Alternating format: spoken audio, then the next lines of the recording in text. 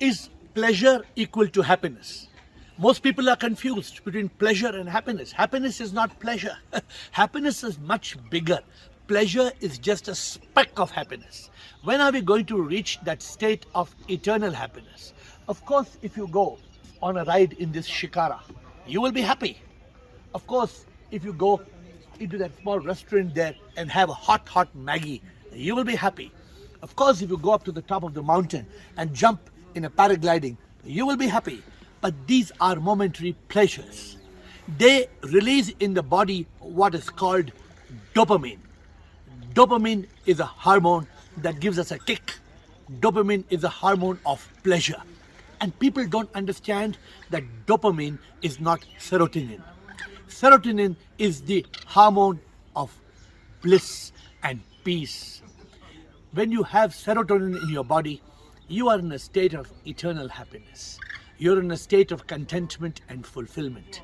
Therefore, happiness is a journey of 3 peaks. The first peak of happiness is achievement.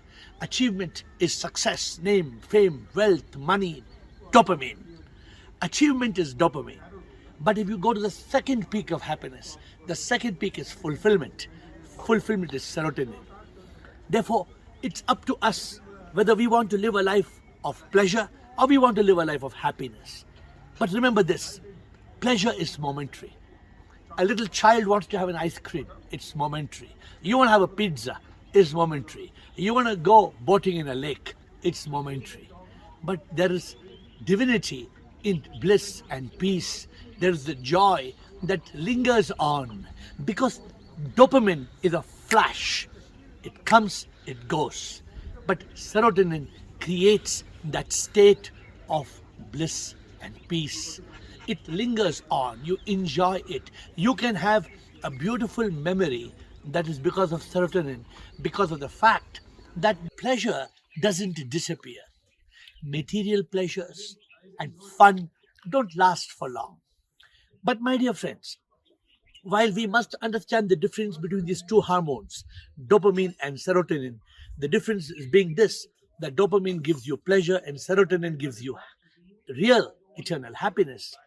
We must remember in both cases, whether you have dopamine or serotonin, the fact is that you will become miserable. You will experience physical pain of the body, misery of the mind, and agony of the ego.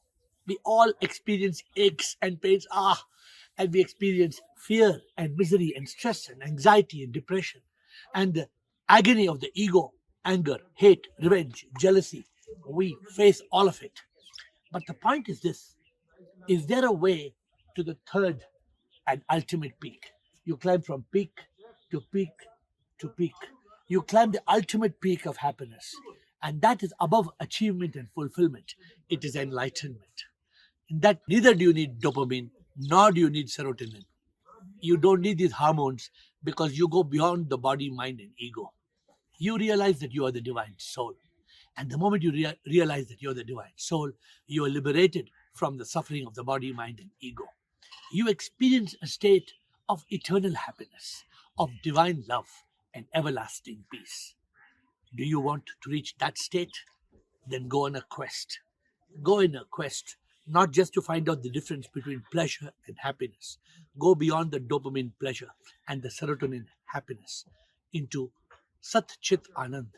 Reach that state of consciousness which has got an ecstasy of joy, a euphoria of bliss, of divine love.